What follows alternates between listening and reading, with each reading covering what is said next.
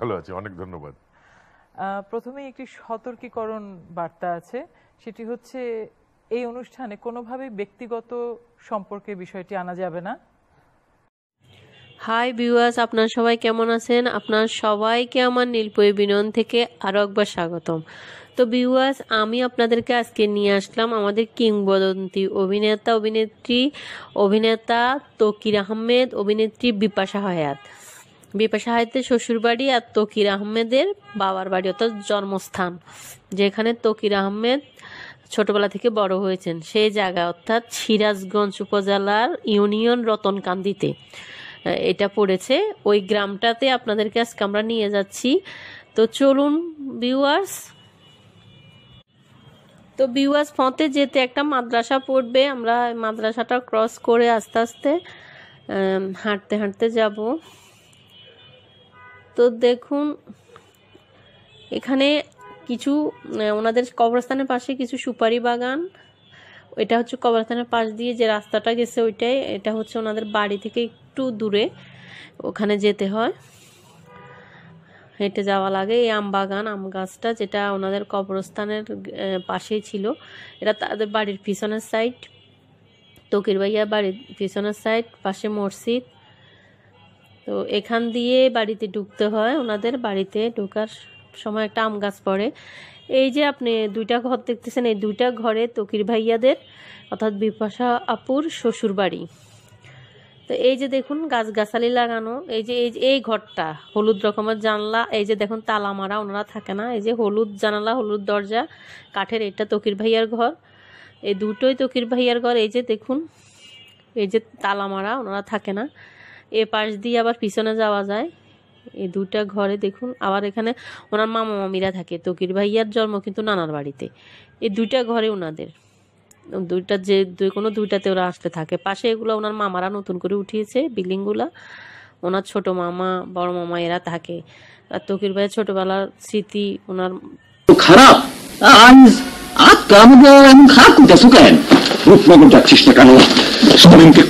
ছোট মামা বড় মামা এরা থাকে।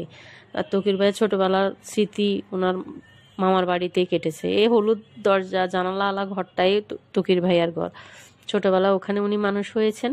এই যে দেখুন তালা দেওয়া, থাকে না, দেখুন কিরকম হয়ে গেছে দরজা, টিনগুলোর অবস্থাও খারাপ। ওনার মামা বললেন মানুষ থাকলে হয়তো পরিষ্কার করা যায়, ওরা তো আসে না, অনেকদিন আসা যাওয়া হয় না।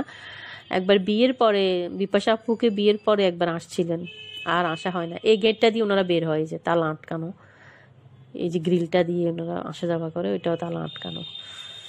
দেখুন এটা, এই যে পুরা বাড়িটা ওনার নান্নার বাড়ি। দেখুন গ্রামীণ পরিবেশ অনেক সুন্দর। এই যে ঘরটায় দুটো ঘরে, এই যে ঘরটা দেখতেছেন টিন সেটের, এই ঘরটাই তকির ভাইয়ার ঘর দেখুন। আর এই পাশের এটা ওনার মামিদের, ওনারা ব্যবহার করে, মামিদের পাকের ঘর। তারপর হচ্ছে লেবু গাছ, এই যে ওনারা এটা ইউজ করেন, গোসল করে টাওয়াল শুকাত দিয়েছে বাইরে। এই ঘরটাতে এখনো মাঝে মধ্যে আসলে এই ঘরটাতে থাকে ওনার মামারা, এরকমটি জানালেন। এই যে এই ঘেরটা দিয়ে বের হয়। তো আসলে তকির ভাইয়ার এই গ্রামে অনেক স্মৃতি জড়িয়ে আছে। এখানে তিনি অনেক ছোটবেলা ওনার বেড়ে উঠেছিলেন, অনেক দুষ্ট ছিলেন ছোটবেলায়। ওনার মামা মামি এরকমটি জানালেন। ওনার ছোট মামা কিন্তু আমাদেরকে পুরো বাড়িতে ঘুরে দেখালেন। এটা ওনার মামাদের আরেকটা ঘর। দেখুন এই ঘরটা, বাহিরটা পরিষ্কার কিন্তু ভিতরে নাকি নোংরা হয়ে আছে। বাহিরটা ওনার মামিরা ঝাড়ু টাড়ু দিয়ে পরিষ্কার করে রাখে। এই যে এটা ওনার মামাদের ঘর, ওনারা কাপড় চোপড় শুকাত দিয়েছে। তারপর বাইরে দেখুন, বাড়িটা পরিষ্কার কিন্তু, এই যে বাড়িটা কিন্তু অনেক বড় বাড়ি। মোটামুটি ওনার মামা মামিরা কয়েকজন যারা আছে তারাই থাকে বাড়িতে। আর এই গেটটা দিয়ে তকির ভাইয়েরা বের হতেন, এটা আর ওনাদের ঘরে তালা দেওয়া। দেখুন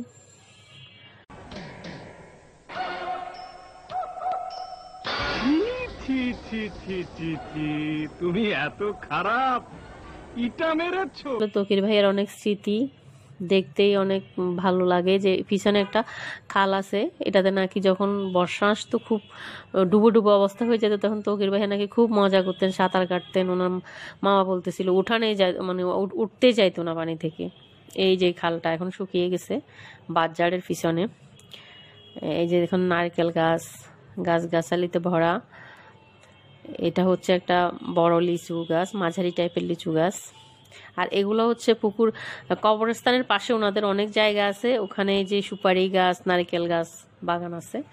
এটা হচ্ছে কবরস্থান, একটু হেঁটে যেতে হয়। ওনাদের কবরস্থানটা বাড়ি থেকে একটু দূরে আছে। এই যে বাউন্ডারি করা, এটা ওনাদের পারিবারিক কবরস্থান, তকির ভাইয়ার নানাদের, অর্থাৎ বিপাশা আপুর নানা শ্বশুরের অবস্থান। এখানে কিন্তু আবার তকির ভাইয়ের বাবাকে দাফন করা হয়েছে, তারপর তার নানা নানু, ওদের পারিবারিক কবরস্থান এটা। তো তকির ভাইয়ের আব্বু কিন্তু আবার আর্মি অফিসার ছিল। এই যে দেখুন ঘেরাও দেওয়া, আর কিন্তু পুরা খালি জায়গাটাতে ওনাদের আম, সুপারি, কাঁঠাল এসব গাছের বাগান। এই যে বাউন্ডারি দেওয়া। ওনার ছোট মামাই আমাদেরকে সব ঘুরিয়ে ঘুরিয়ে দেখিয়ে দিচ্ছিল। এটা হচ্ছে ওনাদের সেই পারিবারিক কবরস্থানটা। আমরা এখন কবরস্থানটার পাশে চলে আসলাম, আপনাদেরকে কবরগুলি দেখিয়ে দিই। এই যে পুরনো কালো কালো টাইপের ইট দেওয়া, এটা হচ্ছে তকির ভাইয়ের বাবার কবর, আর ওটা হচ্ছে নানার কবর। আর ওপাশের এগুলো হচ্ছে নানিমান, ওনাদের পারিবারিক কবরস্থান। ওনার নানির বাড়িতেই ওনার বাবাকে দাফন করা হয়, অর্থাৎ তকির ভাইয়ের সম্পূর্ণ ছোটবেলা ওনার নানার বাড়িতে কেটেছে। এটা হচ্ছে কবরস্থানের গেট, তালা দেওয়া, ওটা ওনাদের পারিবারিক কবরস্থান। এই যে কালো, এটা হচ্ছে ওনার বাবাকে দাফন করা হয় এটাতে। আর পাশে হচ্ছে ওনার নানা নানুর আর ওনাদের পারিবারিক মামাদের কেউ মারা গেলে এখানে দাফন করা হবে, ওটা ওনাদের পারিবারিক কবরস্থান। আর পাশে যে জায়গাগুলো খালি দেখছেন, এখানে ওনাদের আম সুপারির বাগান। তো আসলে তকির ভাইয়া, জানতে চান আমার সৌন্দর্যের রহস্য? রহস্য এটাই ভাইয়া যে আপনার ওনার গ্রামের বাড়ি অনেক সুন্দর। আমরা যতটুকু ঘুরে দেখেছি ওনাদের বাড়িটা অনেক সুন্দর। পাশে এই আম বাগানের পাশে, কবরস্থানের পাশে আবার দুটো পুকুর আছে, একটা একটু ছোট টাইপের আর একটু বিশাল টাইপের, পানিগুলো একটু কম কম হয়ে গেছে। তো ওনার আসলে তকির ভাইয়াদের মানে বাড়িটা, ওনার বাড়িটা দেখতে অনেক সুন্দর। আর যতটুকু ওনার মামার মুখে শুনলাম, তকির ভাইয়া সম্বন্ধে অনেক দুষ্ট ছিল, খুব পাড়া দৌড়িয়ে বেড়াইতো। এই যে পুকুরটা দেখতেছেন, এখানে নাকি উনি বড়শি ফেলতেন, বড়শি ফেলে বসে থাকতেন চুপচাপ। মাছ ধরা অনেক পছন্দ করতেন তকির ভাইয়া, এরকম অনেক বিশাল। ওনাদের আবার পুকুরের পাড়ে আম বাগান আছে, নারকেল গাছ আছে, অনেক সুন্দর। তো অনেক সব বলতেন যে কি ওনার মামা যে ও অনেক দুষ্ট ছিল, বড়শিটা ফেলে চুপচাপ বসে থাকতো এক কোনায়, ও খুঁজেই পাওয়া যেত না। পরে ছিপ দেখে বুঝতে পারতাম যে ও এখানে বসে মাছ ধরতেছে। তাই নারকেল গাছ, তারপর আরেকটা পুকুর আছে দেখুন, ওটা ছোট পুষ্করিণীর মতো, বাড়ির পিছনের টাইপের পুকুরটা। আর ওটা হচ্ছে ওনাদের কবরস্থানের পাশে একটা পুকুর, এটা বাড়ির সাইডে দিয়ে পুকুরটা দেওয়া। তো আসলে ওনাদের বাড়ির আশপাশ ঘুরে যতটুকু জানলাম, ওনার মামা থেকে যতটুকু জানলাম, ভাইয়া অনেক দুষ্ট ছিল। আর বিপাশা আপুর বিয়ের পরে একবারই এসেছিলেন, আপুকেও পুরো গ্রামটা ঘুরিয়ে দেখিয়েছিলেন। এখন আর ব্যস্ততার জন্য আসা হয় না, এখন তো আমেরিকাতে থাকে ওনার ছেলে মেয়ে নিয়ে। তো তখন এসেছিল, আপুকে নাকি দেখাচ্ছিল মজা করে যে আমি এই পুকুরটাকে না ছিপ ফেলে বসে থাকতাম চুপচাপ। তো খুব মানে মজা করেছিল, সবার সাথে মিশেছে, গ্রামের সবার সাথে দেখা করেছে আপু আর ভাইয়া। এখন ওনার মামিরও যে আসে না কেন আমাদের সাথে দেখা, আসলে উনি ব্যস্ত মানুষ, ব্যস্ততার জন্য হয়তো সময় পায় না। আর ওনার ঘরটা উনি অনেক আগেই ভেঙে ফেলতো, এরকম টিনের ঘর, শুধু স্মৃতি, ওনার যে ছোটবেলার স্মৃতি, মায়ের স্মৃতি, বাবার স্মৃতি, এটা রাখার জন্য ঘরটা ভাঙেনি। তো ওনার কেয়ারটেকারটা মানে ওনার যে মামা, ছোট মামা, উনি এরকমটি জানালেন যে ঘরটা উনি ভেঙে ফেলতে পারতো কিন্তু ভাঙেননি, এটা রেখে দিয়েছেন উনি। তো আমরা ছোট মামার মুখে শুনবো কিছু কথা, যে উনি আসলে সবার সাথে কেমন মিশে, বা সবাই এলাকার সবাই তাকে স্মৃতি হিসেবেই রাখছে। ওনার বাবা এখানে থাকতেন, স্মৃতি হিসাবে এটা রেখে এই দিয়েছে। পাশে ওনার বাবা থাকতেন। ও তুমি? হ্যাঁ আমি। তা আমরা এখন জানবো তকির ভাইয়া, তার অতীত, তার জন্ম, কিভাবে তিনি প্রথম অভিনয়তে আসলেন। তো শোনা যাক ভিউয়ার্স। তকির আহমেদ জন্ম 1966 সালে সিরাজগঞ্জ উপজেলা ইউনিয়ন রতনকান্দি গ্রামে জন্মগ্রহণ করেন। তার শিক্ষাগত যোগ্যতা স্নাতক এবং মাতৃশিক্ষানত বাংলাদেশ প্রকৌশল এবং প্রযুক্তি বিশ্ববিদ্যালয় বুয়েট থেকে তিনি পাশ করেন। পেশা একজন অভিনেতা, পরিচালক ও লেখক। কর্মজীবন 1987 সাল থেকে শুরু। উল্লেখযোগ্য কর্মগুলো হচ্ছে নদীর নাম, মধুমতি, জয়যাত্রা, দারুচিনি দ্বীপ, দাম্পত্য সঙ্গী, বিপাশা হায়াত। তৌকির আহমেদ ঝিনাইদহ ক্যাডেট কলেজ থেকে এসএসসি এবং এইচএসসি সম্পূর্ণ করেন। ঝিনাইদহ ক্যাডেট কলেজে পড়াকালীন তিনি মঞ্চনাটকে অভিনয় শুরু করেন। তারপর তিনি স্থাপত্য স্নাতক অর্জন করেন বাংলাদেশ প্রকৌশল এবং প্রযুক্তি বিশ্ববিদ্যালয় বুয়েট থেকে।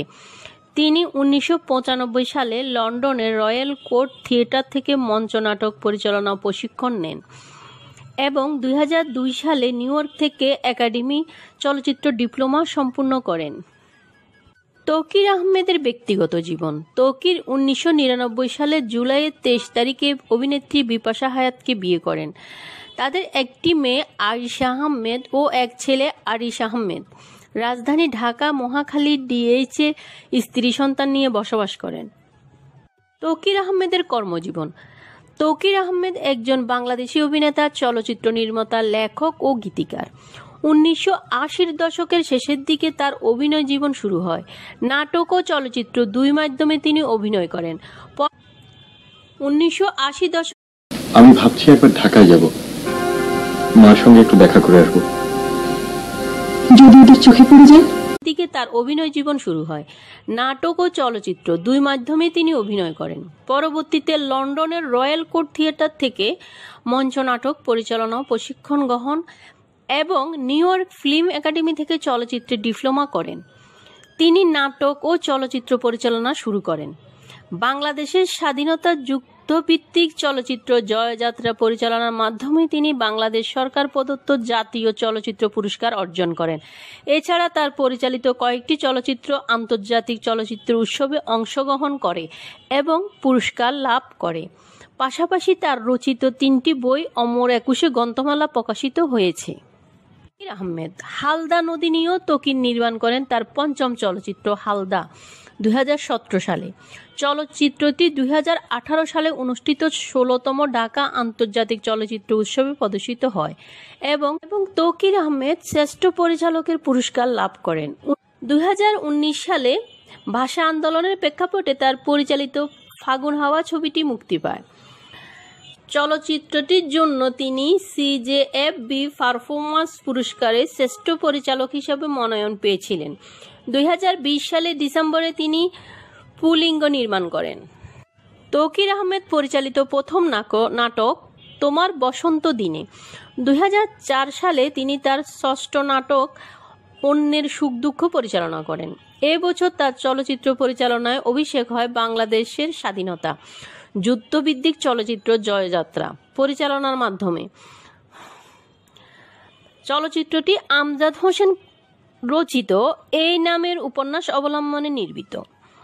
এই চলচ্চিত্র পরিচালনার মাধ্যমে তিনি 2005 সালে শ্রেষ্ঠ চলচ্চিত্র পরিচালক বিভাগে মেরিল প্রথম আলো পুরস্কার অর্জন করেন। চলচ্চিত্রটি 2006 সালে ঢাকা আন্তর্জাতিক চলচ্চিত্র উৎসব কেটেছে তোমার কথা ভেবে।